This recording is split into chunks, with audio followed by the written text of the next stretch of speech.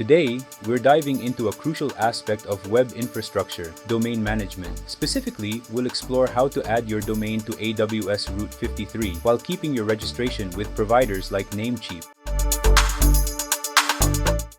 Why bother? Two big reasons. 1. Super quick deployment later. Route 53 integrates seamlessly with other AWS services, making future setups a breeze. 2. Avoiding vendor lock-in. By separating your domain registration from your DNS management, you're not putting all your eggs in one basket. When you stick with your domain registrar for DNS, you might face some issues. Constant upsells for additional services, getting locked into a single vendor's ecosystem, difficulty moving if prices increase or service quality drops. With that, let's get into the actual process step by step. Log into your Namecheap account. Navigate to the domain list section. Find the domain you want to add to AWS Route 53. In our example, we're using strongerwisdom.com. Click the Manage button next to your domain. Look for the Nameservers section. Select Custom DNS from the drop-down menu. Click Add Nameserver twice to create 4 nameserver input fields.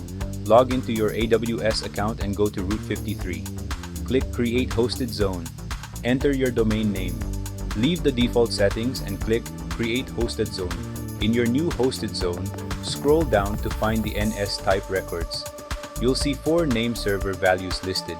One by one, copy the name server values from Route 53. Paste each value into the name server fields in Namecheap. Click the Save icon in Namecheap.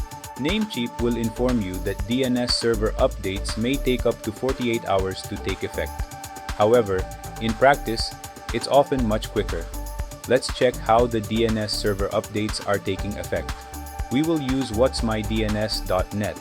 Go to whatsmydns.net. Enter your domain name and select NS record type. Click Search to check nameserver propagation globally. Alternatively, use the AWS Route 53 test record function. Go to AWS tab, then click Test Record. Select NS as the record type. Click Get Response. Verify that the response matches the name servers you set. We now use AWS to manage our DNS while keeping the domain name registration in Namecheap. But here's where it gets interesting. We'll point the home page to another hosting server like Hostinger. Keep future subdomains within AWS. Create a landing page using WordPress on Hostinger. This setup gives you the best of both worlds, a user-friendly WordPress site for your main page with the power and flexibility of AWS for your subdomains and future projects. And there you have it. You've now set up a flexible, scalable domain infrastructure that avoids vendor lock-in and sets you up for future success. Remember, in the world of web infrastructure, flexibility is key. Happy coding, and we'll see you in the next video.